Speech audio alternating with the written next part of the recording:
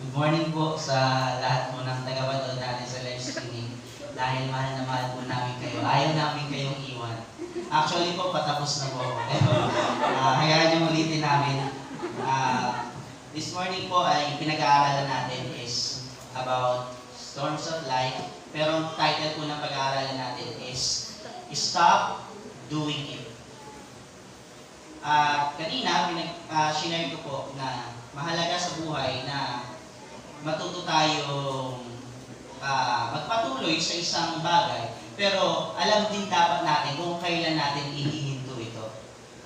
At kanina po, binasa natin yung sa Mark chapter 4 verse 35 up to 41 na patungkol sa isang pangyayari na nakapaloob sa ministeryo ng Panginoong Hesus. Ang Mark chapter 4 verse 35 up to 41 po ay isang sikat na istorya kung saan nagpahinto ang Panginoong Yesus ng bagyo sa gitna ng anyong tubig sa isang lapa habang sila'y naglalayag. At mahalaga pong i-take note ito na isa to sa mga unang parte ng ministeryo ng Panginoong Yesus. Ibig sabihin, that time, hindi pa lubos na kilala ng mga apostol o ng mga tagasunod niya ang Panginoong Yesus. Pero, bago ito mangyari, nakapagparami na ang Diyos ng pagkain dun sa 5,000 katao. Nakapagpakain na siya. Gumawa na siya ng himala. Nagawa na rin niya dito yung himala patungkol dun sa kasalan sa Kana. Sinasabi ko po ito para ma-emphasize sa inyo na naka-encounter na sila ng mga dakilang gawa ni Jesus. Pero hindi pa lahat nakikita nila. Ngayon po, yung title natin is Stop Doing It.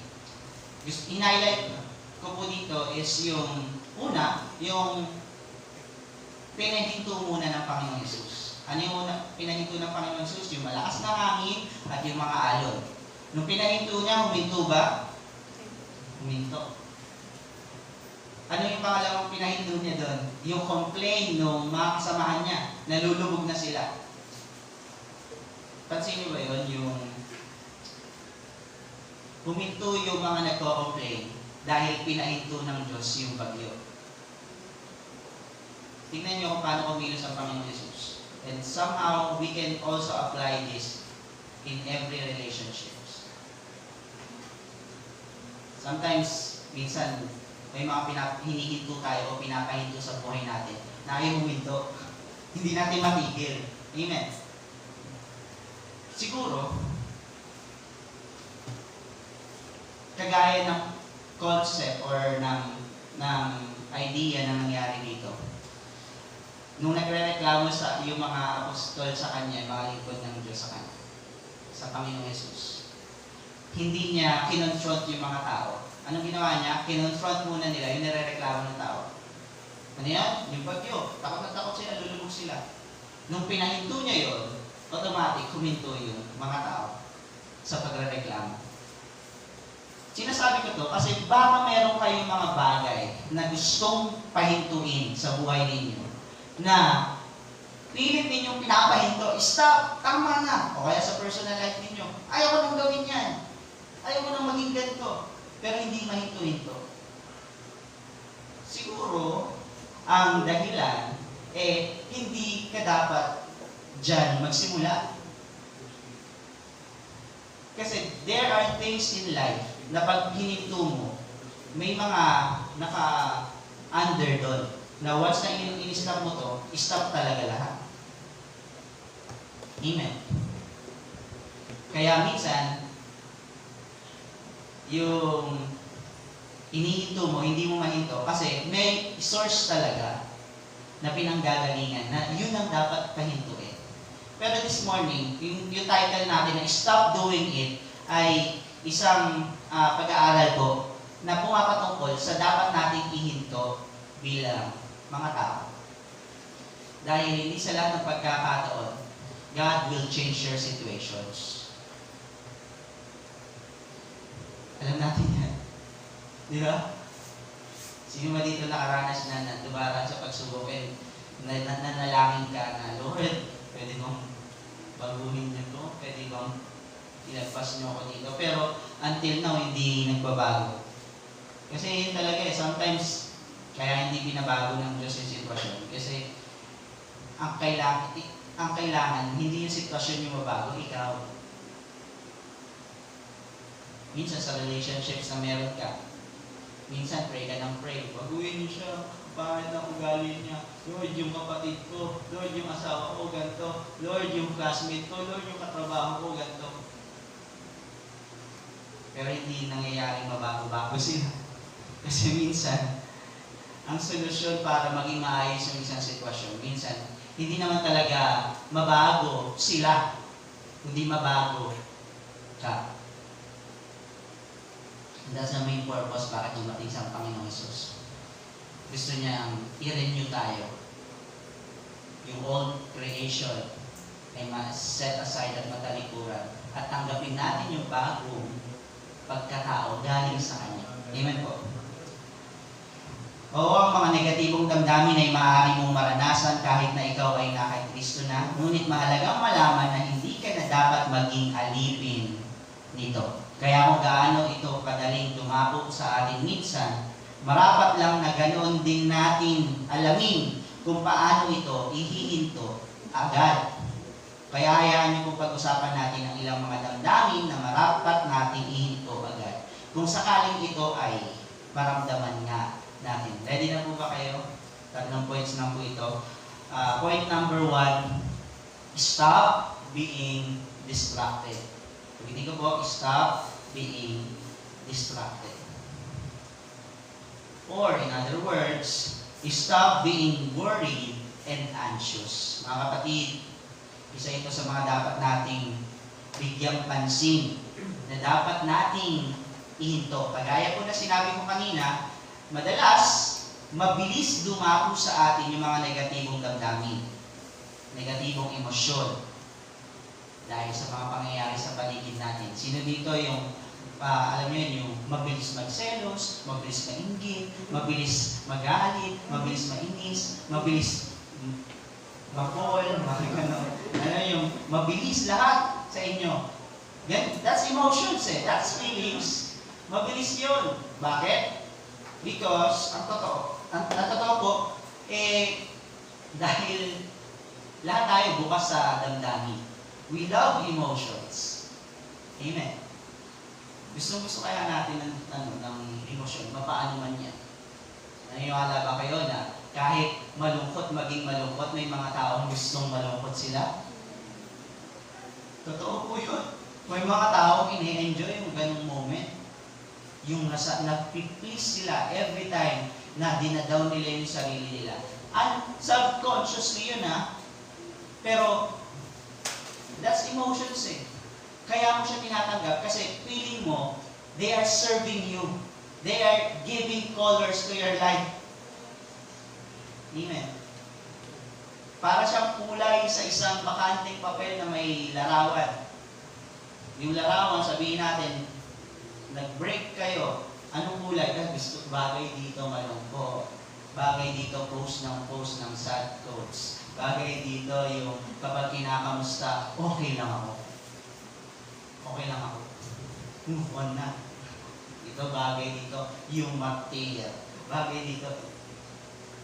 Sa totoo lang, sometimes, yung emotions natin is hindi na natural. It is influenced by the world na. Agree ba kayo doon? Na minsan yung damdamin mo sa isang bagay, hindi naman na ikaw yan Hindi ka naman ganyan. Nahahawa ka na lang. Dahil sa mga na-encounter mong issues ng buhay. O dahil sa mga na-encounter mong kaibigan, mga nabasa mo, mga napanood mo, narinig mo, di mo alam, you are imitating their emotions based dun sa situations na pinagdadaan mo. Kasi nung siya dumaan dito, ganito siya. Kaya, I have also the right na maging ganon. Pero hindi, mga kapatid, stop doing it. At isa po ito, yung pagiging distracted.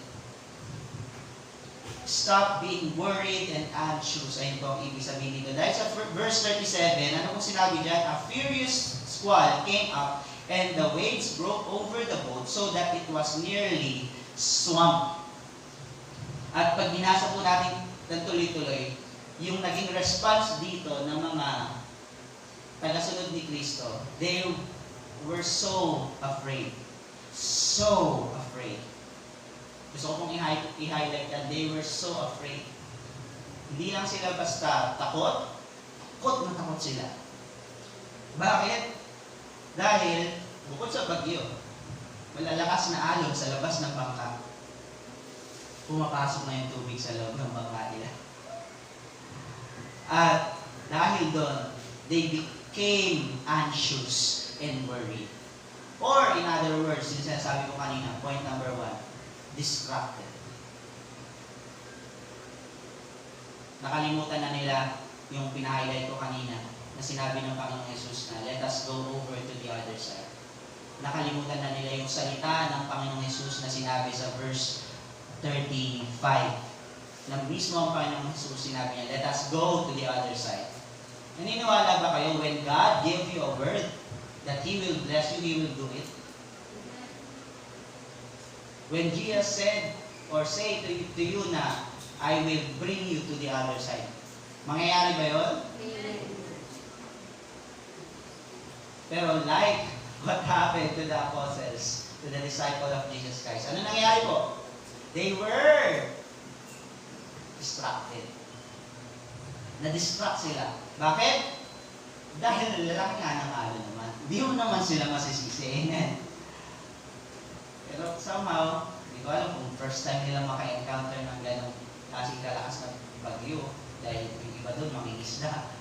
Pero alam ko, yung mga taga-probinsya dito na alam yung buhay dagat, natural yun na dapat ready ka lagi sa squall na biglang dumarating na malakas na ano. Pero dito, they were terrified. They were so afraid. Alam niyo po, mahalaga maintindihan natin na nasa atin ang pagpipili patungkol sa pagiging matapang at pagiging matatakotin. Kasi those two things, being courageous and being afraid, ano yun eh? Options yun eh, mga kapatid ko sa Panginoon. Pagpipili yun, nasa iyo kung matatakot ka o magiging matapang sa sitwasyon. Pero paano ba pumili ng wasto? Paano ba maging matapang sa isang sitwasyon? Always choose to live above circumstances. Pwede ba yun? Na every time may nangyayari sa'yo, huwag ka agad magpapasok ng emosyon. Huwag ka magpapasok agad ng damdamin. Always live above every situation. Above, mga kapatid. Huwag laging piliin yung word na you are in that situation. No. Sabi mo nga sa katabi mo, sa lahat ng pagsubok, dapat you are above the situation. Yes, literally, we are in the situation. Tama po yun. Because they are in the storm. Amen. Ayun yung pag-describe, pag tinignan mo, oo nga, they are in the storm. Pero while the storm is raging, anong description kay Jesus Christ sa verse 38? While they are in the storm, Jesus was in the stern. Nandun siya sa pahingahan. Nandun siya sa pahingahan at may unan. Mga kapatid, pwedeng nasa loob ka ng isang pangit na sitwasyon, pero hindi ibig sabihin is hahayaan mo na yun ang mag-drive sa buhay mo. No. Pwedeng nandun ka sa sitwasyon that everyone na napupunta sa lugar na yon becomes tired, becomes worried, anxious. Pero hindi ibig sabihin na pag ikaw napunta ka sa sitwasyon na yon, ganun din yung mangyayari sa iyo. No. Yung ginawa dito ng Panginoong Yesus ay isang magandang example para sa atin na maintindihan natin that we can stop being distracted. pwede mo pigilan na ma-distract sa mga bagay na yan. Meron kang journey, merong will ng Lord na binigay sa'yo, meron siyang mission na pinapagawa sa'yo, at nagbigay na siya ng salita na ikaw yung gagamitin niya dyan. So, every time you encounter a storm, sana wag mong isipin na ito na yung katapusan ko. No!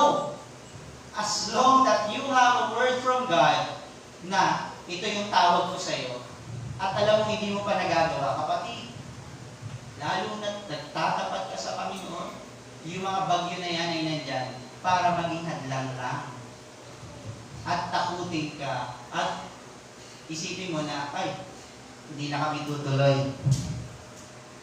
Dito pa lang, may bagyo na, paano pa pagpunta namin doon? Ano pa yung mangyayari? Amen. Makakalungkot yung mga Kristiyano ngayon. Pag naglalakad, pag may dumaang pusang itim sa harap nila, ay, malas, hindi na tayo tutuloy. Uwi na tayo. Kapatid, hindi ka pa pinapadala ng bagyo sa buhay. Pusang itim pa lang. Ayaw mo nang tumuloy dun sa Bible study mo. Ayaw mo nang tumuloy sa church. Alam nyo, it is just a simple joke and illustration, pero somehow, yung pumimigil sa'yo para magawa yung layunin ng Diyos sa buhay mo is napakaliit lang. Compare to Jesus. Kasi baka sabihin nyo, minamaliit yung pagsubok na yun. No! Maliit yan compared to Jesus. Amen po. Alam niyo po, sabi sa Kawikaan chapter 4 verse 23 to 27.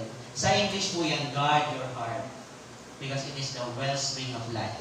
Pero sa version po na ito sa Tagalog, ang salita ng Just Version. Sabi dito sa verse 23, Kawikaan 4:23 to 27. Sabi diyan, higit sa lahat, ingatan mo ang iyong isipan sapagkat kung ano ang iyong iniisip, iyon din ang magiging buhay mo.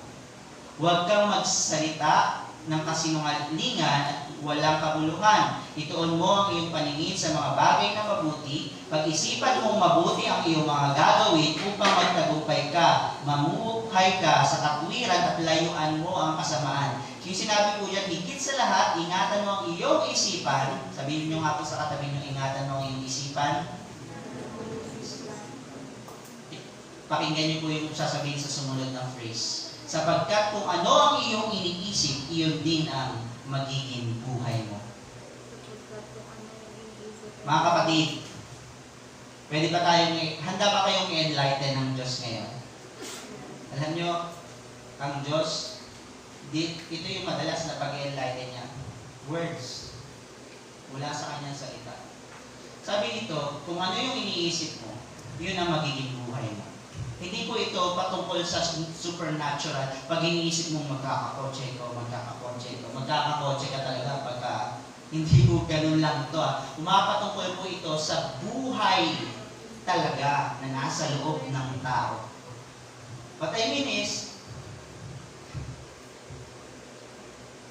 malungkot ka na nga, iniisip mo pang wala ng pag-asa. Hanggang dyan na lang talaga. Yan talaga yung magiging buhay mo, kapatid. Nakukuha niyo po yun. Yung wisdom from the Word of God, pinapakita lang dito na malaki yung part natin to have a prosperous and successful life sa mundong ito. You need to be very careful to choose every thoughts na pag ilalagay mo sa utak mo. Amen. Alam niyo po, yung iba hindi naman talaga mahina.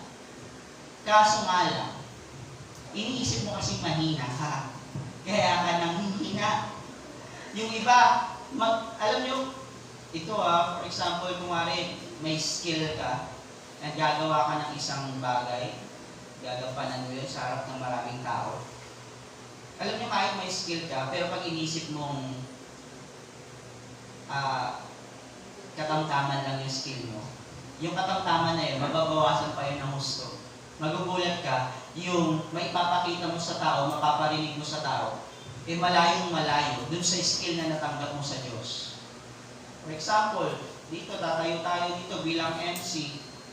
Alam niyo po yun, kung iisipin mo na hindi mo kaya mag-MC, tapos tumayo ka pa rin, tingnan mo, magkakaroon ng pagkakapalpak-palpak yan.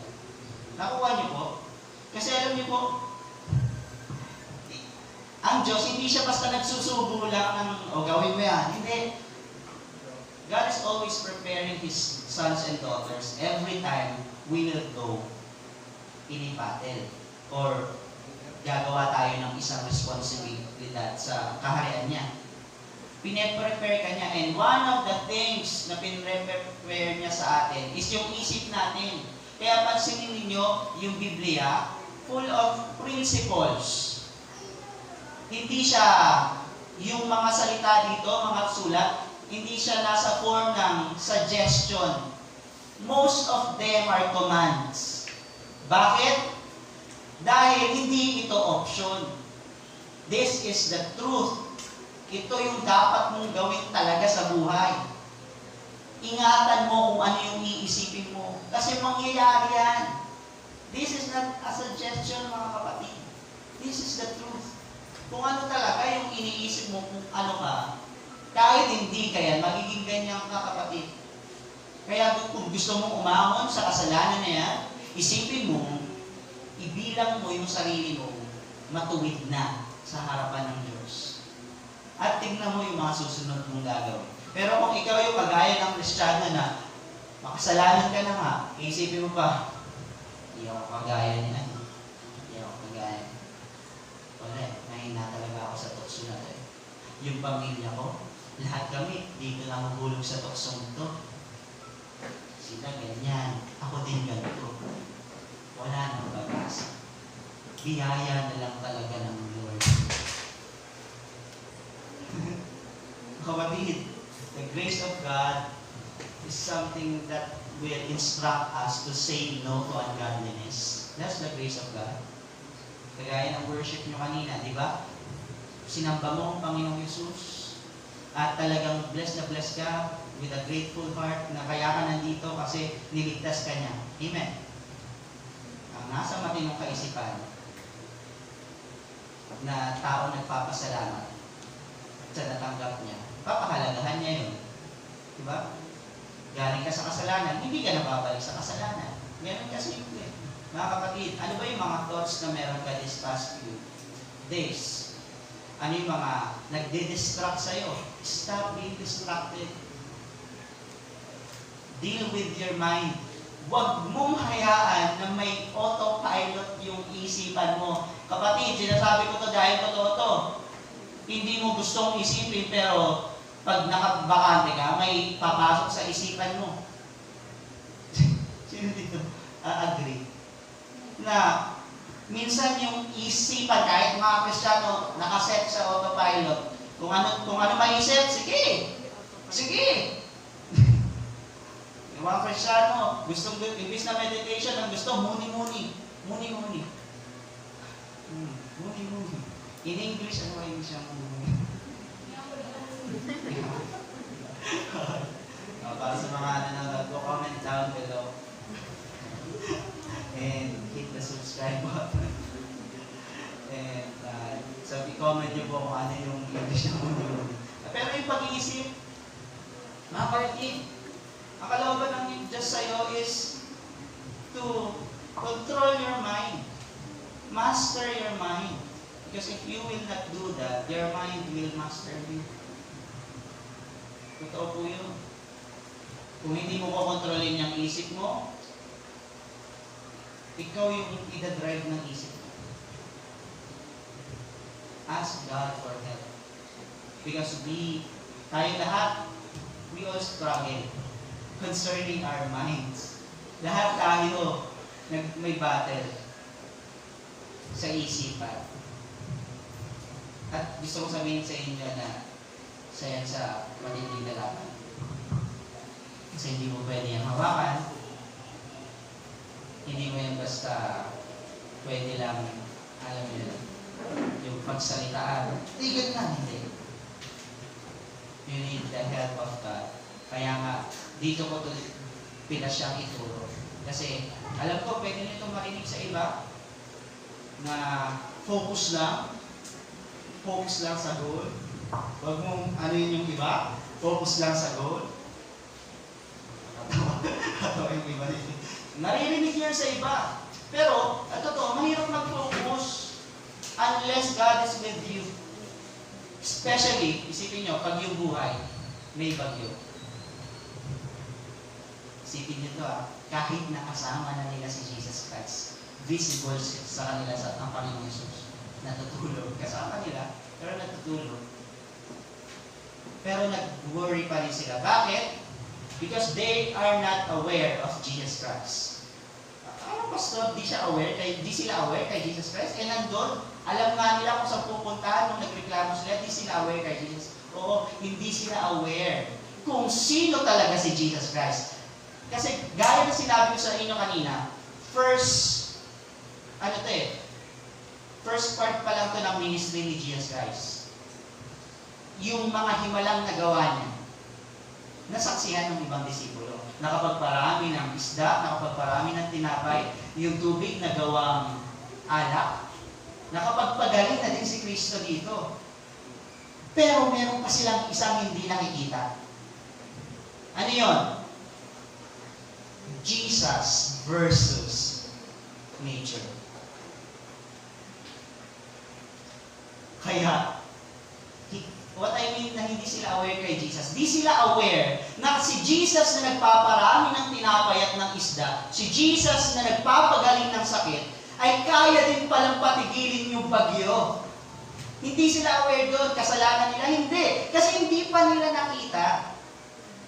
Pero ngayon, yung mag-worry ka sa bagyo, kasalanan na yun, kapatid. Bakit? Kasi narinig mo ngayon na kayang pahintuin yun ng Diyos. Sorry, nasabi ko. Accountable ka na. Pero, yun nga po Alam nyo, bakit may mga Kristiyanong kahit nakilala nila si Jesus, they're still struggling and worried about small things in life? Bakit? Because they are not aware of what Jesus can do. Kilala nila ang Panginoong Hesus, sinatawag nila siyang Panginoon, Panginoon, pero hindi nila alam kung ano talaga kayang gawin ng Panginoong Hesus. Mga kapatid, maaaring hindi mo pa nakita. Maaaring hindi mo pa narinig o nasaksihan. Pero God gave you faith to believe on those things na until now hindi mo pa nakikita. Gusto ko sabihin sa iyo ng totoo. You can stop every distraction na nasa paligid. Pwede mo. Distraction is an event. But being distracted, ikaw na yun. It is an option. Pwede may distraction sa paligid, pero it is your choice if you will become distracted. Nakuha niyo po ba yun? Pwede may bagyo, pero pwede hindi ka ma-distract sa bagyo at mag-resulta yun sa pagrereklamo mo sa Diyos. Na pag ganito ang buhay, mga kapatid, ito hindi nila alam na ang Panginoong Hesus ay nagpapahinto ng bagyo. Kaya, anong ginawa po nila? Pagdating sa verse 38, sabi, Jesus was in the stern, sleeping on a cushion. The disciples woke him up and said to him, Teacher, don't you care if we drown? Kung malunod po kami. Ang scenario po, pumapasok na yung tubig, di ba? Malamang. Lahat sila. Sige, doon pa. Ang dami ng tubig. Tulong, tulong. Yung layag, ibaba ninyo para hindi tayo matangay ng hangin. Tulong. Bilis. Sa Panginoong Hesus, nasaan? Tutulog. Panginoon! Habang yung pakialam.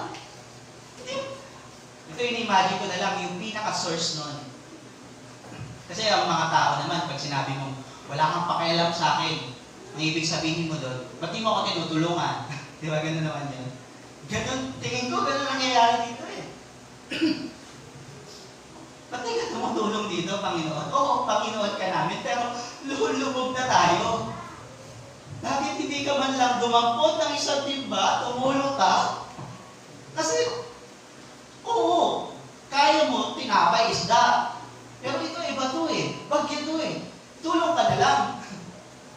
Di ba, meron kang kalooban ng Diyos, Ama, na pwede gagawin? O, gusto mo ba ma-stop dito yon? Tulong ka, Panginoon. Mga kapatid, madalas ganun eh. We are becoming good in our prayers. Bakit? Because we don't know who Jesus is. Maraming Kristiyano ang naging rude sa Diyos sa pakikipag-usap. Nakala mong hindi ka mahalaga sa Diyos. Nakala mong hindi ka nakikita ng Diyos, ba't di ka niya tinutulungan. Pero di mo alam, pinapakita lang niya sa'yo, this is what you need to do. You are in the storm, I am in the storm, resting. Mga kapatid, stop being distracted. The boat represents your area of control, while the sea represents the area of control of Jesus Christ. Tama yung ginagawa ng mga apostol. Probably kung ginagawa nilang nililimas yung tubig, binaba yung layag, tama yun. Ayun ang matalinong gawin. Pero ang hindi matalinong gawin ay yung magreklamo ka sa isang bagay na hindi mo naman kontrolado. Kasi kahit kailan, ilang taon nang dumaan sa mundong ito, ang pagrereklamo ay hindi nakakapagpabago ng sitwasyon. Nakakapagpabago siya ng tingin sa'yo ng ibang tao. Tsaka ng ugali mo. Kasi, alam niyo ba, pagrereklamo, nakaka-addict yan. Kapag nagrereklamo ka ng reklamo, you will also see that as a scapegoat. Kapag may problema, may hindi nagawa, magrereklamo ka. Mawawala yung initiative sa'yo to look for a solution. Dahil nakikita mo ng solution in every hard situations ay pagrereklamo. Amen. Patawarin tayo ng Diyos if this past few days or in 2020 nagreklamo tayo sa isang bagay na hindi natin kaya kontrolin. Mga kapatid, instead of complaining, take a rest. Take a rest. Kasi surviving the storm is not the ministry. Mahalaga to Ulit ito. Surviving the storm is not our ministry. Hindi yun ang ministeryo. Hindi yung kapag nakalagpas ka sa pagsubok, naglipot ka sa Diyos. Hindi. Gawain ng kaaway para mahadlangan ka sa paglilingkod sa Diyos. It is not your ministry, and praise God, it is not ours. Ibig sabihin, wala akong dapat gawin ka sa problema na yan. Lalo na, yung diskarte ko, yung galing ko, walang magagawa dyan. Alam mo naman yun amen. Alam mo kung kailan hanggang saan ka lang. Pero minsan kahit alam mo hanggang saan ka lang, pinipilit mo pa rin gawa ng paraan. Kapatid, acknowledge those things na distraction lang sa pagpapahinga mo dapat. Amen. At sabi po dito sa Galatians chapter 6 verse 9 to 10, kaya huwag tayo magsasawa sa paggawa ng mabuti dahil sa tamang panahon matatanggap natin ang ating gantimpala kung hindi tayo susuko or hindi tayo madidistract. Kaya nga sa tuwing may pagkakataon, gumawa tayo ng kabutihan sa lahat ng tao, lalo na sa mga kapatid natin sa pananampalataya. Mga kapatid, bakit stop being distracted? Because being distracted can lead you to quit. Totoo po yun. Once you are distracted, always distracted, susubukan mo na yan. Ayaw mo na nito. Distracted ka sa problema Ayaw mo na. Hindi mo nakikita na si Jesus, kaya kang tulungan. Kaya pansinin ninyo, kahit alam natin na ng gospel, ito, totoo to, na lahat nilipas. Bakit may mga taong lumalayo pa rin sa Panginoon? Bakit? Because they are distracted of what the world can give. Buti pa, nung wala ako sa church, ganito buhay ko. Buti pa, nung hindi pa ako disciple ni Jesus Christ, I can do anything. Pero ngayon, alam ko na everything is permissible, but not everything is beneficial. Alam ko na yun ngayon. Kaya, sabi nila, pag nakay Kristo ka, malaya ka. Eh bakit pag nung nakay Kristo ko, para akong lalo nakulong? Yung mga ganun mag-isip pa minsan. Hirap na kumilos. Mga kapatid, stop being distracted. Kagaya na sinabi sa Galatians chapter 6, verse 9 to 10. Huwag kang magsawa sa paggawa ng mabuti. Don't be distracted. Huwag kang mapagod sa paggawa ng mabuti. At kasi yung tiredness, result yan ng distraction din. Once you are distracted, you will become tired. Once you became tired, you will quit. So, dun pa lang sa first part, once na may distraction sa paligid, huwag mo pansinin. Gawin mo kung ano yung ginagawa mo. Takot tubig. Ayos layan. Gawin mo kung ano yung ginagawa mo to stable your life with Jesus. Amen. Pwede po ba yan? Stop complaining din. Subpoint. Point number 2. Stop being insecure. Verse 38. Sa verse 38 po, ganito ang pagkakasabi. Jesus was in the stern, sleeping on a cushion. The disciples woke him and said to him, "Teacher, don't you care if we drown?" Yun na. Nakaramdam na sila ng insecurity. Kasi totoo po yun. Once you are distracted sa mga problema, isa to sa unang mararamdaman mo, initial reaction mo. Magiging insecure ka. Makakaramdam ka ng kawalan ng kasiguraduhan at kawalan ng kaligtasan. Because having this, always acknowledge God's presence, especially in the midst of the storms. Because having this awareness concerning God's presence and about the things that He can do towards our lives will really help us to distinguish every insecurity. So every time you feel afraid, turn to Him and know that He is good and His love endures forever. Huwag mong gayahin yung mga disipulo na they turn to Jesus but not to ask really for help na kailangan nila. Instead, they start complaining as if they are asking for help. Iba po kasi yun. Iba po yun, nagko-complain ka as if you are asking for help. Mga kapatid, simple advice. Be nice. Just be nice, mga kapatid. Hindi ibig sabihin nahihirapan ka is you have the right na sigawan mo yung gusto mong tumulong sa'yo. Ba't di mo ako tinutulungan? Oo, dumadaan ka sa bagyo. Pero hindi yung dahilan para hindi ka maging nice dun sa tao. Or sa Diyos mismo nakausap mo. Mga kapatid, oo, understanding ang Diyos. Understanding siya. Pero yung mga taong sisigawan mo, hindi sila understanding. Okay? Nakukuha niyo po ba? Be a light. Huwag ka na magdagdag ng, alam mo, dami-dami na to. Mga problema ako. Gagawa kita ng problema. Hoy! Tara dito! Mga magulang. Mahirap maging magulang, pero may mga bagay tayong naiintindihan na hindi kayang intindihin ng anak natin. Intindihin mo na lang. Kasi mga kapatid, galing din tayo dyan. Amen.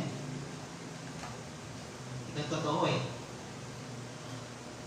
Hindi naman talaga tayo madalas natuto sa tao eh. Sa pagalit sa atin. Amen. Natuto tayo. Nawa panahon mag-isa na tayo. At na-realize natin ang parang pala yung gagawa ko. Totoo lang, walang taong kaya magbago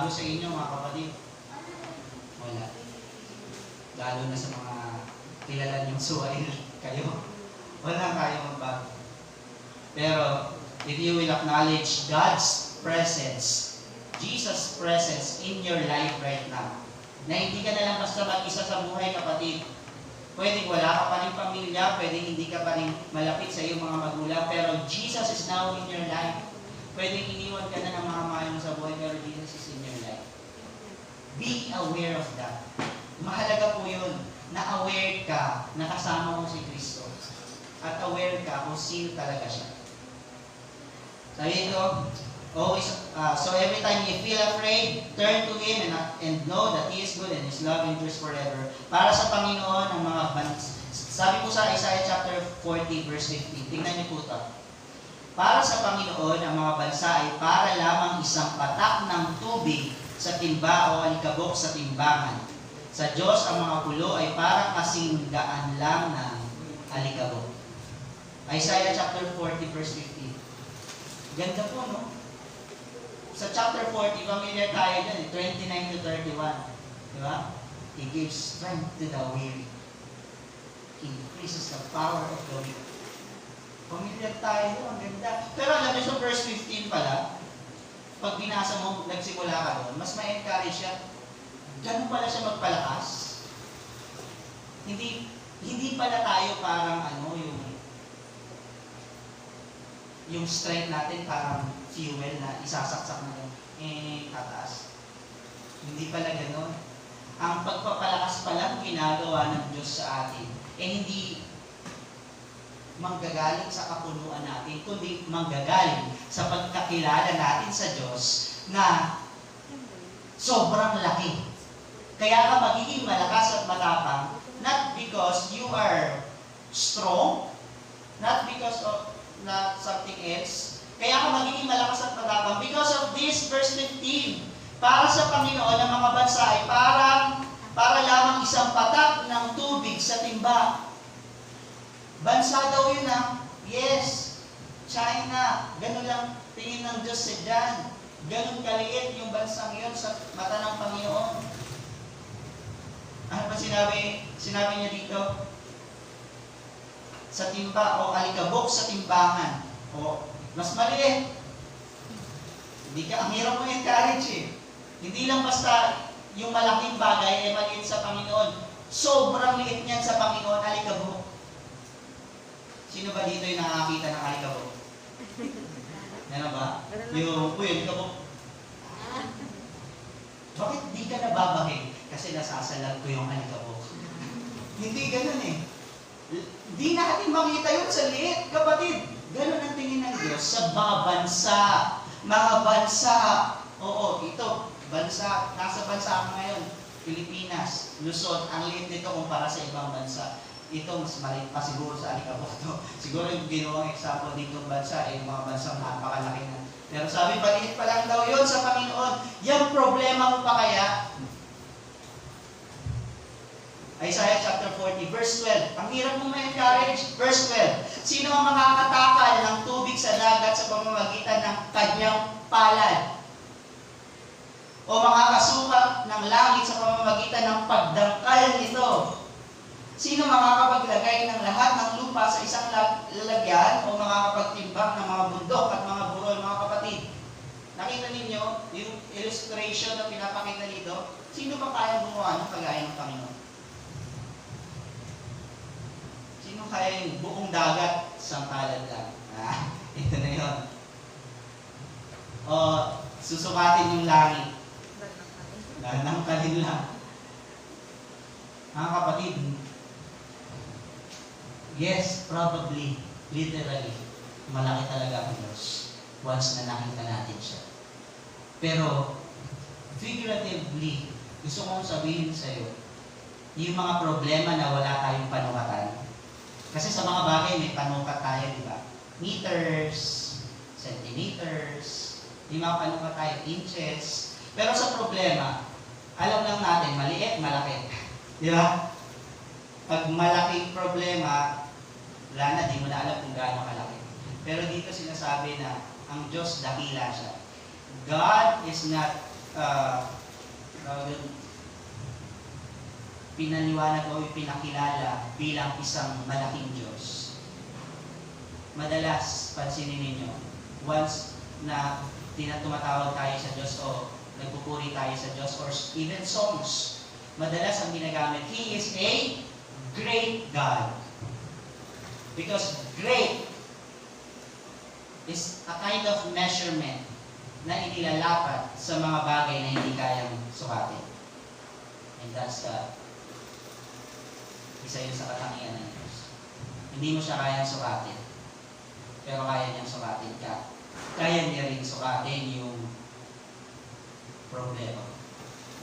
At dun pa lang, once na kaya niya sukatin yung isang bagay, ibig sabihin, possible na kaya rin niya yung pahintugin. Amen. Tama mo ba? Kapag yung area na kailangan mong paggawa ng trabaho is able kang sukatin yun na mag-isa ka lang, kaya mong trabahuin yung kapatid. Pero once na kailangan mo na ng tulong ng iba, ibig sabihin malaki na yung masyado. Pero sa Diyos, hindi siya darating sa ganung point na masyado nang malaki ang problema mo, anak. Hindi na natin pwedeng lusutan yan. Ang tigas ng ulo mo kasi. Hindi. Tatanggapin ka niya. Amen. Kilalanin mo ang Diyos. Kaya yung sinabi ko last week, kilalanin mo ang Diyos ngayon kasi yun ang mabuti para sa ating mga tao. Huwag mong antayin na magpakilala sa iyo ang Diyos. Magkaibang bagay yun. Pag kinilala mo ang Diyos, magpapakilala siya sa iyo. Pero pag hindi mo siya kinilala, magpapakilala pa rin siya sa iyo. Pero kagaya ng mga devotions ng mga youth sa Old Testament, paano nagpapakilala ang Panginoon sa Israel? Pag sobrang tigas ng ulo nila, papadala ng tagutong. Hinahayaan niya yung mga magulang kainin yung mga anak. Karumal-dumal yung mga mangyayari para kilalanin ninyo na yung mga baal ninyo hindi totoong Diyos. Ako Diyos. Sige, tumawag kayo sa mga baal nyo, tignan nyo kung tutugunin kayo. Ganun magpakilala ang Diyos, mga kapatid. Mahirap. Kaya kung ari matigas ang ulo natin, magpapakilala ang Diyos sa atin sa paraan na maiintindihan mo talaga. Amen. Kaya sa aspetong ito, I encourage you. Pwede niyo po ba pakinggan to? I encourage you.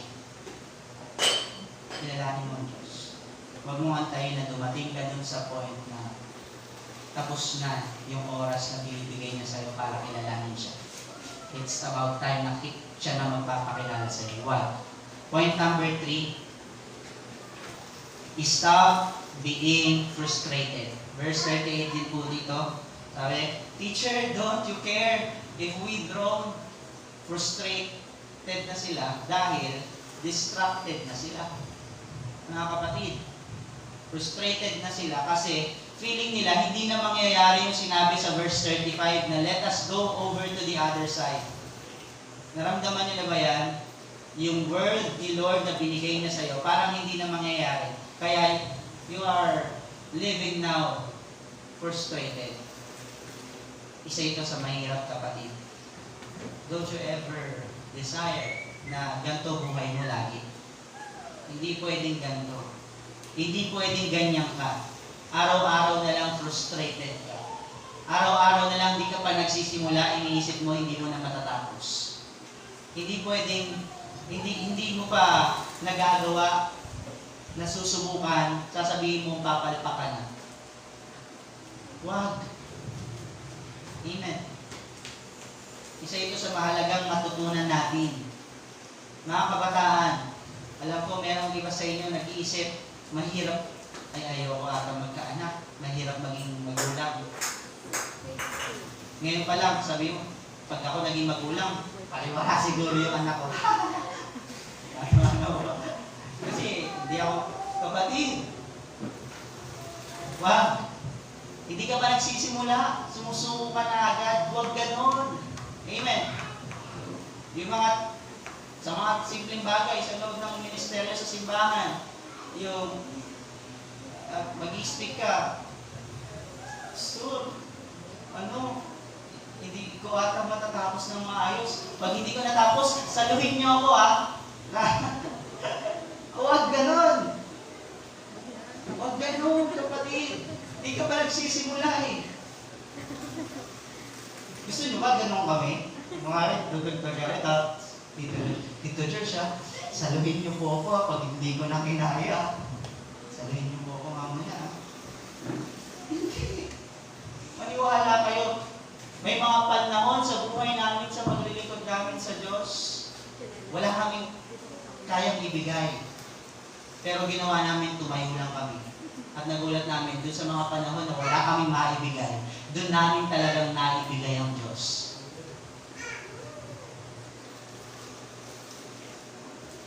Kapatid, di ba lang para kanina to, pero He loves when you are empty. Wala kung sino sa inyo nakakaramdam ng emptiness. But He loves when you are empty. Hinayaan niya yan. Para pag lumapit ka sa Kanya, pupunuin ka niya. Sabi ito, especially if you are frustrated over the things that are beyond your control. The more you desire to control things and people, the more you ask frustrations to come over your life. Because remember this, the only control that God gave us, is our control to ourselves. Na sabi ko na ito sa isang kabataan. Pero ayan yung titig ko. So every time we control other things, frustration comes because we can never control them. Mga taong laging frustrated, sila yung mga taong gustong laging makontrol. Bakit sila na-frustrate? Because you can control anything in this world. Yung gamit, yung walang buhay, pwede mong kontrolin yan. Amen? Pwede mong hawakan yan, dahil ko saan. Yung sitwasyon, ops, hindi mo na kontrolado yan. Yung asawa mo, ops, hindi mo yung kontrolado. Ganito ka manamit, ganito ka dapat kumilos. Hindi. May sariling pagpipili yan. Ganun din yung mga anak, hindi natin sila kontrolado. There are two parts or area in our lives. At dito po ako magtatapos. There are two parts or area in our lives. Number one, area of control. Number two, area of influence. And good news, the area of influence, it is nearly unlimited. Pwedeng unlimited po. Lahat pwede mong impluwensyahan. Anak mo, pwede mong impluwensyahan. Kahit posisyon, hindi yan barrier. Anak ka, magulang mo, hindi Kristiyano, pwede mo silang impluwensyahan sa pamamagitan ng maayos na pamumuhay. Yung sitwasyon, kunwari, wala kayong pera sa pamilya, yung sitwasyon, pwede mo siyang impluwensyahan. Sila, nag-worry na, ikaw, hindi. Gagawa ako ng paraan, maghahanap ako ng pera. Hindi yung, not in a Filipino way, ha? Kasi pag sinabi ng Pilipino na gagawa ako ng paraan, maghahanap ako ng pera, minsan, mahirap pag Pilipino. Minsan, mangungutang ka. Ngutang, hindi. Maghanap ka ng pera, magsikay ka, magtrabaho ka, magbenta ka, yung marangal. Okay? Hindi mo kaya kontrolin yung sitwasyon, pero pwede mong impluwensyahan yung mga taong nag-aalala. Malaki yung area of influence. Pero yung area of control, mga kapatid, napakaliit na tipong ang kasya lang sa area of control is yung iyong sarili. Ganun kaliit. Ibig sabihin, yung pwede mo lang kontrolin, sarili mo. Bakit ko ito sinasabi? Kasi stop being frustrated. And one first step para ma-overcome mo yung frustration, stop controlling people. Stop controlling your loved ones na ganito ako ganito ako mag-appreciate, ganito nyo ako mahalin. Ito yung naiintindihan kong pagmamahal. Ganito, gusto ko ganito. You keep on telling them what to do. Pero hindi. You cannot control them.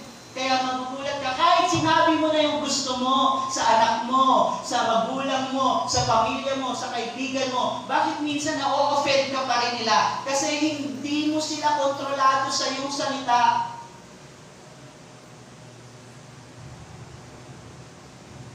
Amen.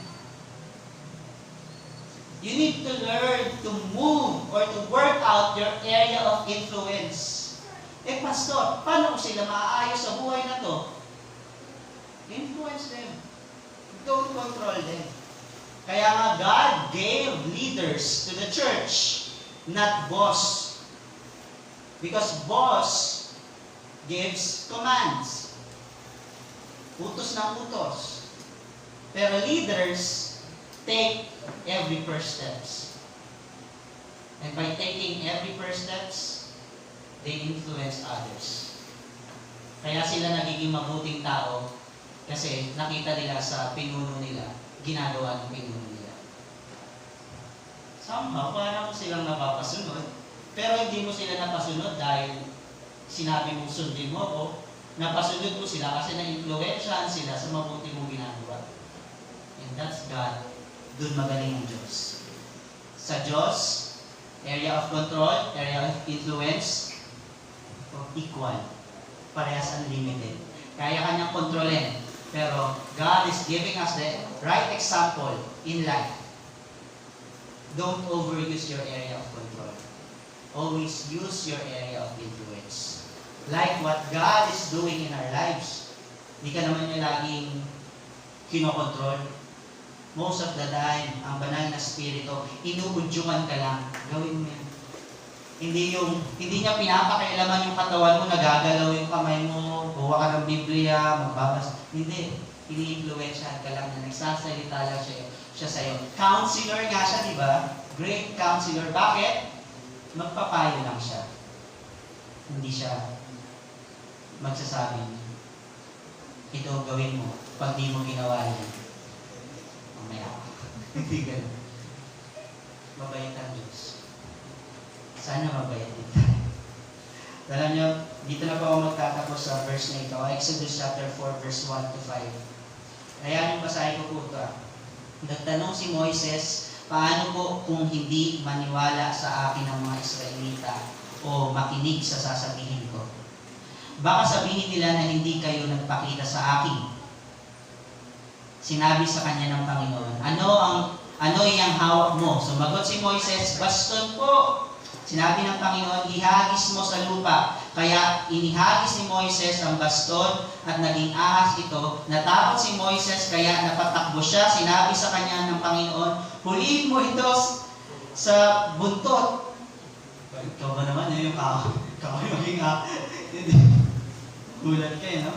Sinabi ng, madalas ganun tayo, kaya sinabi ng Panginoon, ganyan mangyayari. Pero kahit sinabi na ng Panginoon, nagugulat ka pa rin. Nangyari nga, tinugon nga yung panalangin ko. Ganun din si Moises. Kaya hinuli ito ni Moises at muling naging baston. Explain ko lang po ito sa dali. Sinabi ng Panginoon, gawin mo ang himalang ito para maniwala sila na ako ang Panginoon, ang Diyos ng mga ninuno nilang sina Abraham, Isaac at Jacob na nagpakita sila. Mga kapatid, area of control and influence, sa story na ito makikita niyo po. Ano yung gagawin ni Moses para mapaniwala yung mga Israelita? Miracle na papahintulutan ng Diyos. Yung baston niya, anong nasa kamay niya? Baston, itago mo. Huwag mong gamitin na panghampas, pangalo. Kung kanino mang ayaw sumunod, hindi. Gusto mo silang sumunod? Itapon mo sa harapan nila. Itapon mo gano'n. Itapon mo. Wari yan yung matigas yung ulo, tapon mo gano'n sa yung kahoy. Hindi, wala pong gano'n na. Naisip ko lang. Kung ako si Moses, tigas sa ulo mo, ha? Hindi, tapon niyo yung baston. Ano nangyari? Magiging ahas. Area of control. Let it go. Let it go. Yung misis ko alam ko, let it go.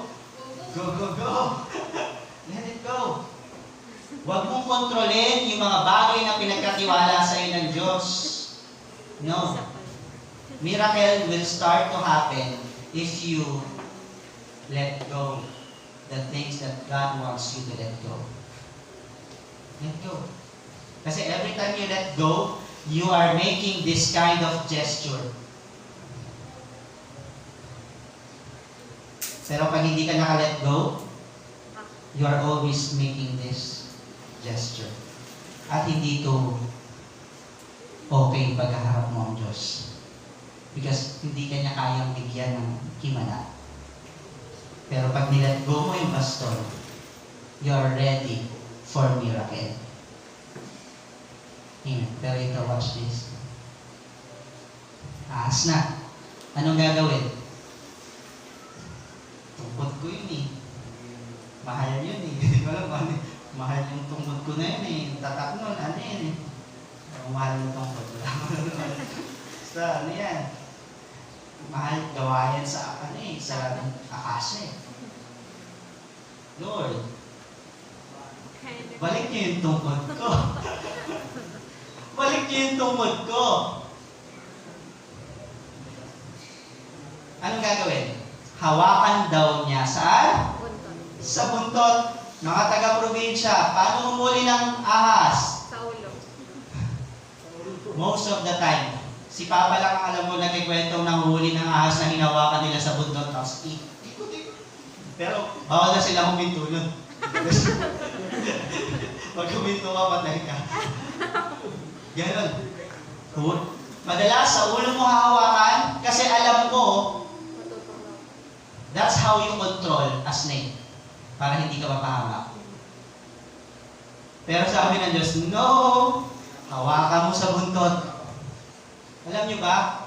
For you to work out your area of influence, it takes a lot of faith and courage. Ito ang napagtanto ko sa buhay. Kapag ang tao, control siya ng control ng kapwa niya, duwag yun. Bakit? Hindi niya kasi kayang makisama. Hindi niya kayang matake yung character ng kapwa niya. Duwag siya. Gusto niya yung siya lang. Ako lang lagi. Yung gusto ko lang. Takot siyang hindi mapagbigyan.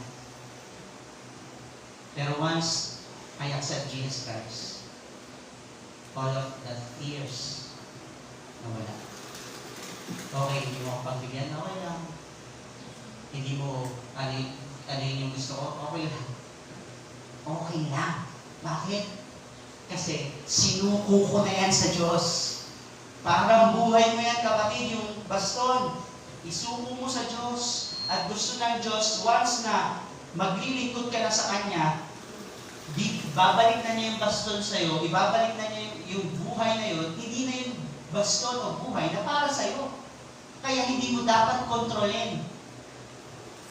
Sa buntot mo hawakan. Kapatid, ito yung sasabihin na mahalaga dito. Stop being frustrated. Stop controlling things, situations. Huwag mong kontrolin. Kahit ang Panginoon Jesus na nasa bangka mo, gusto niyo magpahinga. Gusto ng Diyos tumahimik sa sitwasyon na yan Ano gagawin mo? Magre-reklamo sa Diyos? No! Tahimik siya. Yun na nga tahimik siya. Hindi siya kumikilos. Mag-assume tayo na kaya di siya kumikilos kasi hindi ako mapapahamak. Amen. Kaya hindi siya kumikilos sa sitwasyon mong pangit ngayon kasi hindi ka mapapahamak. Yes, it may cause you pain, pero pangako ng Diyos, Jeremiah 29:11, it will never harm you. Hindi ka mapapahamak. Hindi po bang lahat tayo ay tumayo?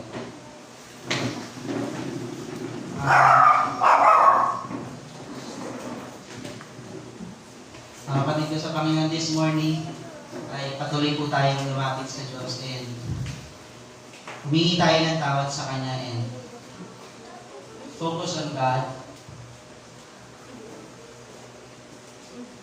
Lord, pwede ba tayo lahat ay pumigit? Tayo ay manalangin. Lord, this morning, ang dami namin kailangan ihingi ng tawad. Kanina po, humingi na kami ng tawad after we worship you. Pero the moment we heard your word, the moment na maintindihan namin yung mga bagay na hindi malinaw sa buhay namin, ngayon namin na-realize na ang dami pala namin maling ginagawa sa buhay. Forgive us, Lord, kung may mga lumalapo sa aming negatibong emosyon. Pero hinahayaan lang namin. Pero this morning, pwede po bang tulungan nyo kami na ihinto ito? Mga mahal ko, kapatid sa Panginoon, stop doing it. Stop being frustrated. Hindi maganda yan sa iyo, kapatid. Stop being frustrated. Stop being insecure. Because you are safe in the hands of God. Nasa kamay ka ng Diyos. Huwag kang mangamba. Yes, yung problema mo, malaki. Compare sa'yo. You compare to Jesus. Compare to God. Napakaliit niyan. At kung meron mang nagdi-distract sa'yo in your service to God, in your love to God, in your faith to God, stop being distracted. Lord, this morning, we ask your grace, your mercy. Pwede mo bang i-bless nyo kami na hindi pagpapalang material, Lord? Kasi yung material, kaya namin trabaho yun yan. And you gave us the ability to produce well. You gave us already, Lord. Pero Lord, yung hindi namin kayang i-produce sa sarili namin is genuine goodness and kindness. Genuine faith, genuine love, and genuine joy. Genuine peace, and genuine self-control. Lord, hindi namin kaya yung i-produce or i-manufacture within our hearts alone. We need you, Lord. Pwede mo bang sabihin yan sa Diyos ngayon? Pwede ba tayo magpakumbaba ngayon sa Panginoon at sabihin natin, Lord, I need you. Kailangan kita, Panginoon. Kailangan po kayo. Pwede mo bang hawakan yung iyong puso ngayon and start confessing your sins to God? Every offense, lahat ng nagawa mo sa kapwa mo, nagawa mo sa pamilya mo, at nagawa mo sa sarili mo. Sa sarili mong isip, puso, at sa sarili mong katawan. If there is someone na alam mo, you lose your integrity this past few days, hindi ka naging faithful sa Diyos, Lord, forgive me. In terms of speech, in terms of thoughts, or in terms of money, in terms of your lifestyle. Kung hindi ka naging faithful, Lord, forgive me.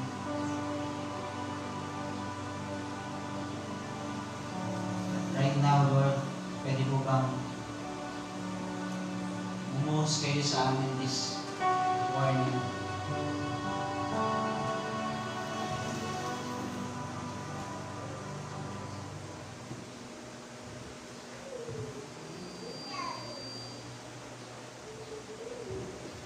This morning, pwede ba tayong panandalian lang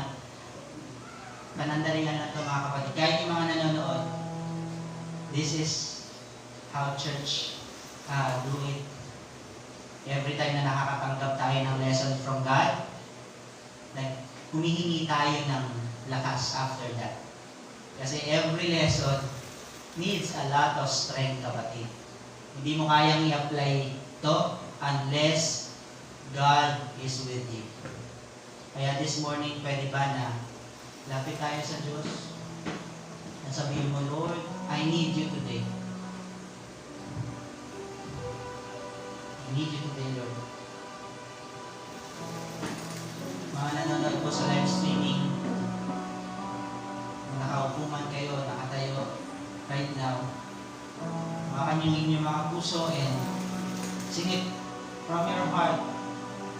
Sabihin mo, Lord, hindi ko kaya mag-move forward unless you are with me. Ibig sabihin, kala ko, Lord, basta nandiyan ka.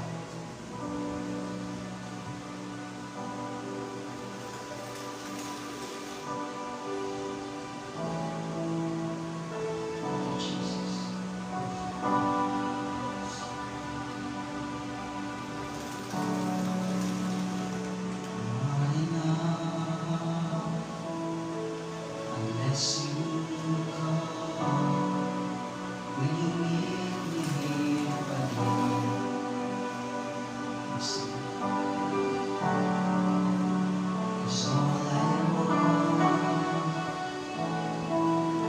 is to hold you when you meet me here again. Sama ko.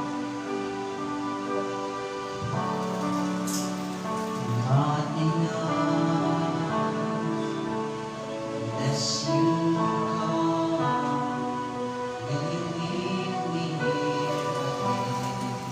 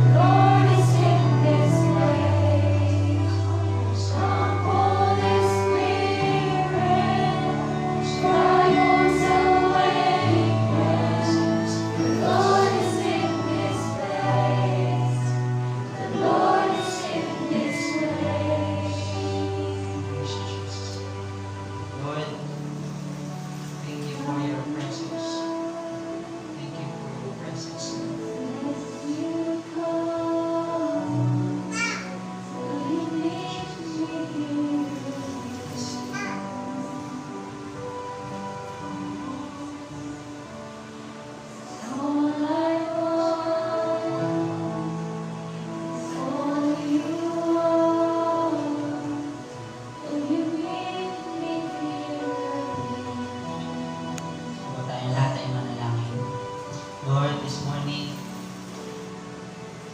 we are recommitting ourselves to you. Pwedeng may mga parte na ng buhay namin na na-commit namin sa iyo.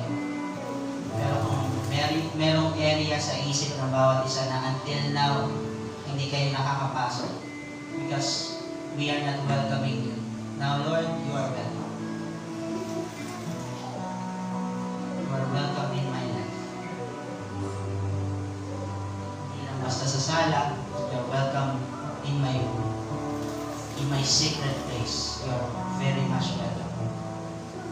Gagawin niyo po itong paghingi namin ng tawad as a living sacrifice. Use us, Lord, and help us to stop everything that you want us to stop. God be the glory. God be. Pwede ba natin itaas ang ating mga kamay for benediction? The Lord said to Moses, tell Aaron and his sons Israel to bless the Israelites, saying to them, the Lord bless you and keep you.